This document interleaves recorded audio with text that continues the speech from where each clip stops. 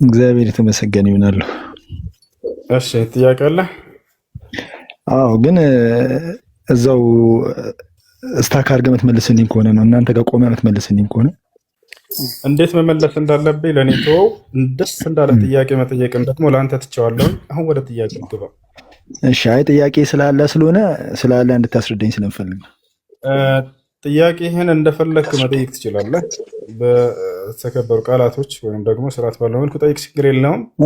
እንዴት መመለስ እንዳለብኝ ደግሞ ለእኔ ተወው። እሺ፣ እንደ አንተ እስክትናገር ድረስ እኔ አዳምጥሃለሁ ጸጥ ብዬ።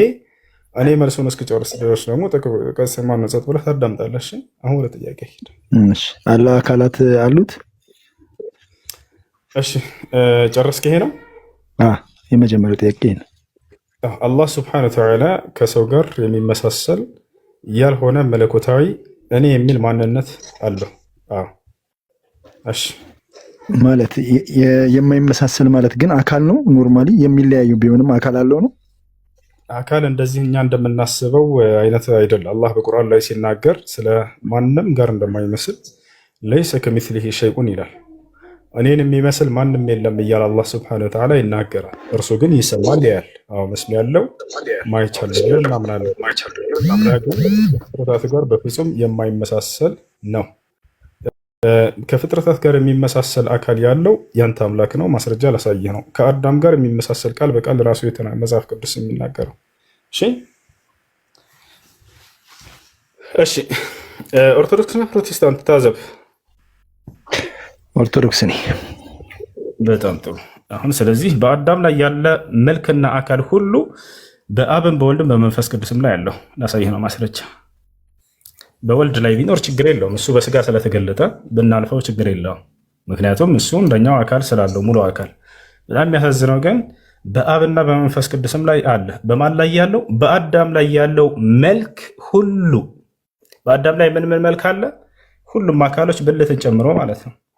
እጆች፣ እግሮች፣ አፍንጫ፣ አይኖች ሁሉም አሏቸው። አብም ወልድም መንፈስ ቅዱስ። ማስረጃውና ቅናውታለህ።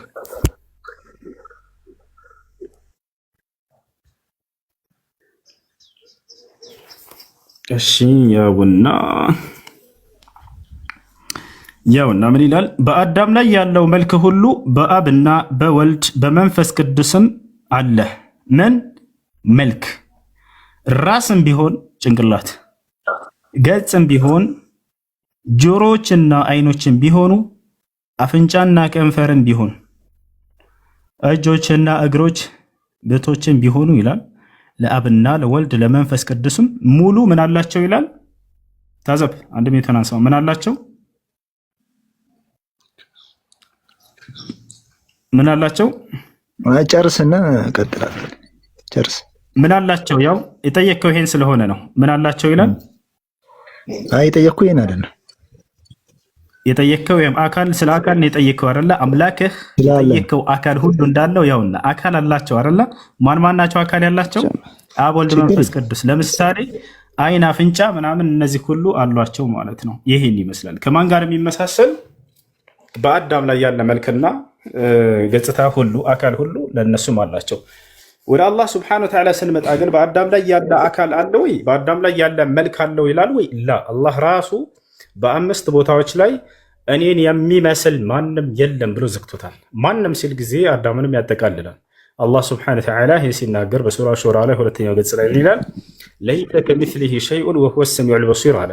እኔን የሚመስል አንዳች ነገር የለም ብሎ ዘጋው። በሌላ ቦታ ላይ ምን ይላል? ፈላ ተድሪቡ ሊላሂ አልአምሳል፣ ለእኔ ለአምላካችሁ ለአላህ አምሳያ አታድርጉልኝ እኔን የሚመስል የለምና አለ። በሌላ ቦታ ላይ ምን ይላል? ወለም የኩን ለሁ ኩፉወን አሐድ ይላል። ለእኔ ለአላህ አንድም እንኳን አቻ ቢጤ የለኝም እያለ ይናገራል። በሌላ ቦታ ላይ ምን ይላል? ሀል ተዕለሙ ለሁ ሰሚያ ይላል። ለመሆኑ ለእኔ ለአምላካችሁ ለአላህ መኩሼ ታውቁልኛላችሁ ሆነ? በፍጹም መኩሼ የለኝም ይላል። በሌላ ቦታ ላይ ምን ይላል? ፈላ ተጅዐሉ ሊላሂ አንዳዳ፣ ለእኔ ለአላህ ቢጤ አታድርጉልኝ ቢጤ የለኝም እያለ ይገልጸዋል። ይህን ይመስላለች። ጥያቄ። አሰላሙ አለይኩም ወረሕመቱላሂ ወበረካቱ። አለይኩም ሰላም ወረሕመቱላሂ ወበረካቱ። አለ አልሐምዱሊላህ። አንድ ጥያቄ፣ አንድ ሁለት ጥያቄ ነበር። ምን ይላል? ስለ ገንዘብ ወለድ በሚለው አይ አሁን ተደራጅተህ ነበር፣ በስራ ተደራጅተህ ነበር። በዛች ከተማ ላይ የሆነ ገንዘብ ይሰጣሉ እንደ ብድር አድርገው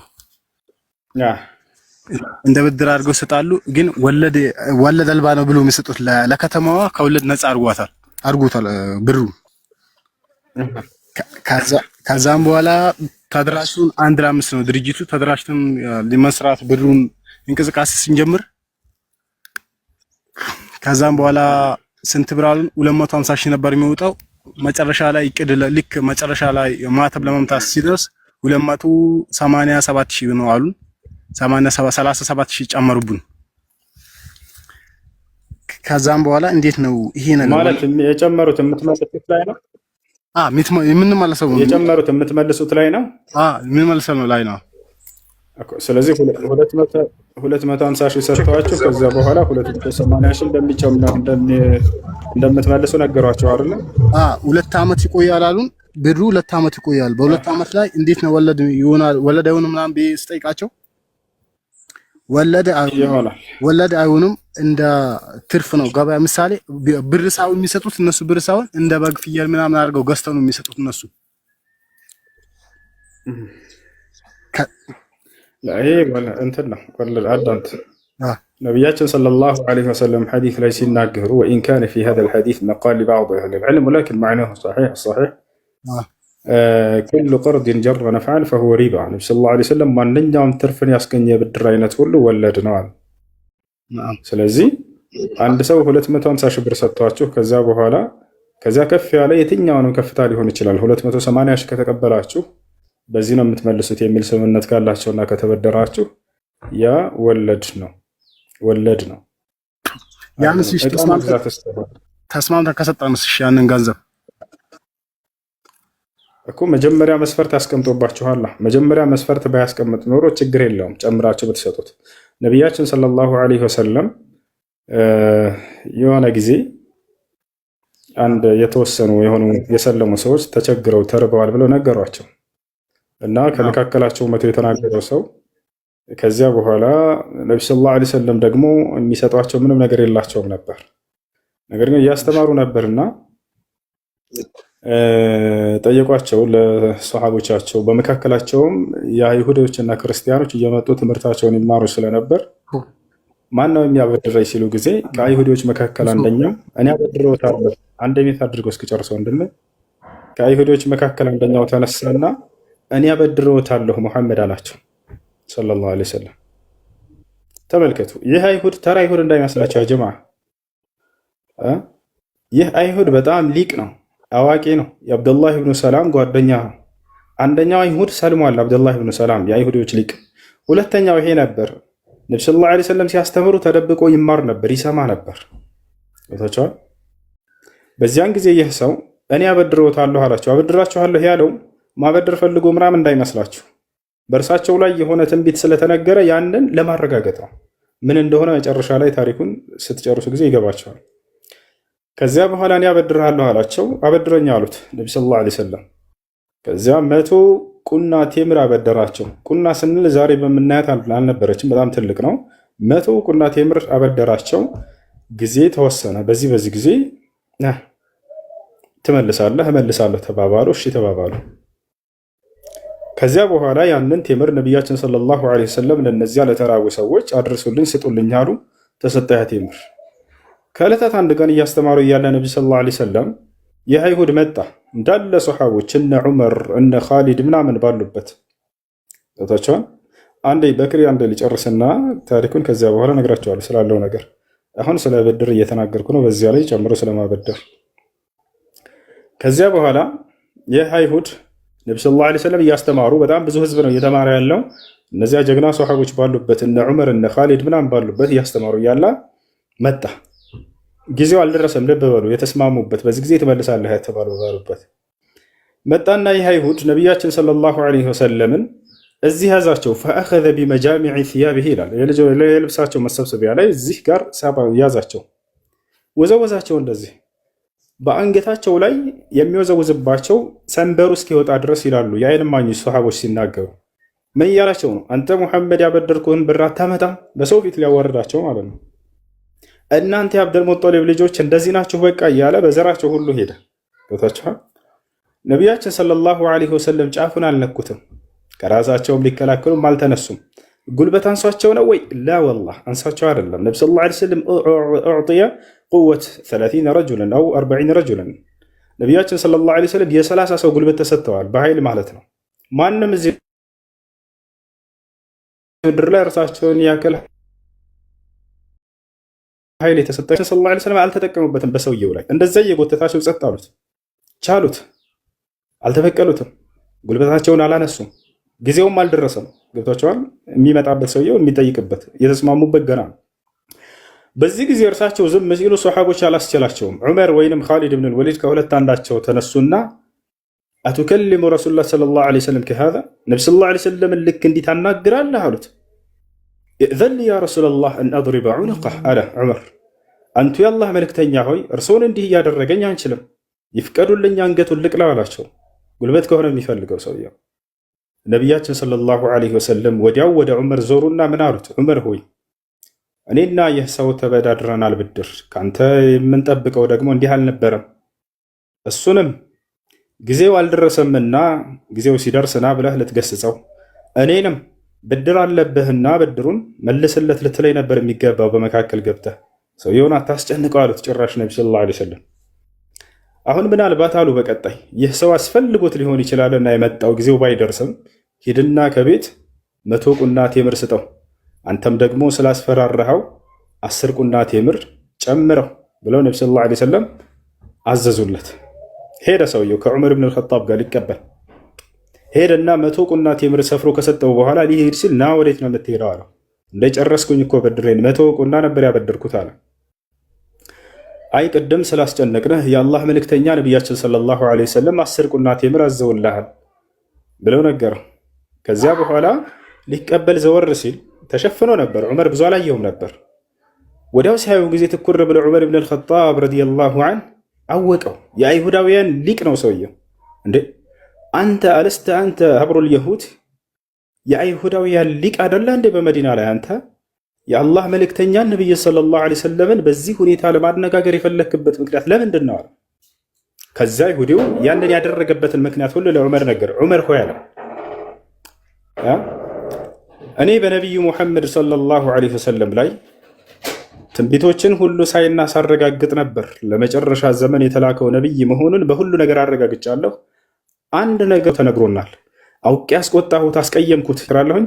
አንተም ያ የመጨረሻው ቃል የተገባኸው ነቢይ እንደሆንክ እመሰክራለሁ ብሎ ወዲያው እስልምና ተቀበለ። አይሁዳውያኖች የሚጠብቁት አንድ ነቢይ ነበር። ገብታችኋል? ያ የመጨረሻውን ዘመን ነቢይ መሆኑን ሁሉን ነገር አይቷል ይሄ ሰው። ገብታችኋል? ከዚያ በኋላ ይሄንን ማየት ፈልጎ ነበር። ከቁጣው ይልቅ ቻይነቱ ይቀድማል ተብሎናል እና ስለዚህ አውቄን ያስቆጣሁት። ጊዜውም አልደረሰም ነበር። ጊዜው ሳይደርስ ነው አውቄ የመጣሁት። በመካከላችሁም ያን ሁሉ እንደዚህ ስጎትተውና በልብሱ ላይ መስመር እስኪወጣ ድረስ ምንም ሊናገረኝ አልቻለም ማለት ቻይናቸው ነቢያችን ሰለላሁ ዐለይሂ ወሰለም።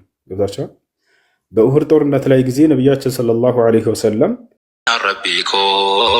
በተሸረፈ ጊዜ የዛኔ ካነ የምሰሑ ደም ዐን ወጅሂ ዐለይሂ ሰላቱ ወሰላም ወየቁል አላሁመ እግፊር ሊቀውሚ ፈኢነሁም ላ ያዕለሙን። ከፊታቸው ላይ ደማቸውን እየጠረጉ አምላክ ያላህ ሆይ የሚያደርጉትን አያውቁምና ይቅር በላቸው ህዝቦችን እያሉ ይጸልዩላቸው ነበር። ከይፈ ዩፍሊሑ ቀውሙን ሸጁ ነቢይሁም ይሉ ነበር። እነዚህ ህዝቦች መቼ ነው የሚድኑልኝ? ነቢያቸውን አቁስለውና አድምተው እያሉ ይናገሩ ነበር እና እያቆሰሏቸው እያደሟቸው ቻይነታቸው ይቀድማቸዋል። ነቢ ሰለላሁ ዐለይሂ ወሰለም ጭራሽ እዚያው ደማቸውን እየጠረጉ ይቅር በላቸው እያሉ ይለምኑ ነበር እና መቼ ነው የሚድኑልኝ እያሉ ተስፋ አድርገው ይጠብቋቸው ሁላ ነበር። እና ይሄን ይመስላል። ምን ለማለት ነው ከዚህ ሁሉ ለነገር የፈለኩት ወንድሜ፣ ነቢ ሰለላሁ ዐለይሂ ወሰለም ያበደሯቸውን ሰዎች 100 ቁና ያበደሯቸው ከሆነ መጀመሪያ ከዚያ በላይ ስምምነት የለው፣ ግን ከዚያ በኋላ ነቢ ሰለላሁ ዐለይሂ ወሰለም ይጨምሩላቸውና ይሰጧቸው ነበር። ይሄ ወለድ አይባልም። ወለድ የሚሆነው መቼ ነበር? መጀመሪያ ስትበዳደር ጊዜ ስምምነት ካደረጋችሁ 100 ቁና በድሮ ነገር ግን 110 ቁና አድርገህ ትመልሳለህ የሚል ስምምነት ኢትፋቅ ቢኖር መካከላቸው ወለድ ይሆናል።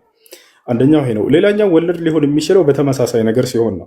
ተምር በተምር ብር በብር ወርቅ በወርቅ በተመሳሳይ ነገራቶች 100 ብር አበድሬ 110 ብር አድርገህ ትመልሳለህ ከሆነ ይሄ ወለድ ነው። በእቃ እስከሆነ በሚለው በዑለሞች መካከል ሁለት ሐሳብ አለ። ሼክ ኢብኑ ዑሰይሚን ይህ ወለድ እንዳልሆነ ተናግረዋል። ለምሳሌ ባንክ ቤቱ የሆነ መኪና መጣና አቀረበ። ይህን መኪና አሁን ለገዛይ ሰው 1 ሚሊዮን እሸጣለሁኝ አለ። ከአንድ ዓመት በኋላ ከሆነ ግን 1,100,000 እሸጥለታለሁኝ አለ። ይሄ በይዑ ሽራ ይባላል። ወለድ እዚህ ውስጥ አይገባም። ይሄ መግዛትና መሸጥ ነው። ተስማምቶ ሰውየው መጥቶ አይ እኔ አሁን ሳይሆን ከዓመት በኋላ ያለውን ነው የምፈልገው 1,100,000 እገዛለሁኝ አለ። ተስማምቶ ወሰደ። ይህ ሰውዬ በዚህ ወለድ አይባልበትም። ወለድ የሚሆነው መቼ ነው? ነገር ግን ከተስማማንበት ጊዜ ካለፈ ብሩ እየወለደ እየጨመረ ይሄዳል የሚል ስምምነት ካላቸው የዛኔ ወለድ ይሆናል። ይህን ይመስላል ወንድም። እሺ እና የእናንተ እንዳልከው ከሆነ ይህ በእቃ ከሆነ 100 ፍየሎችን አምጥቶ ሰጣችሁና የሆነ አካል ከዛ በኋላ ይሄንን በዚህ ይሄን ያክል ገንዘብ ታመጣላችሁ ከጊዜ በኋላ ብሎ ሰጣችሁ፣ ተስማማችሁ፣ ወለድ አይሆነውም። እሺ አይ ጥያቄ ያለ ይቀጥል። تسمعون كلامي ولا ጨረታ تسمعون كلامي ولا يقبس ولا እሺ አስወጣቸው፣ ነዝሉሁም ተሕት بسرعة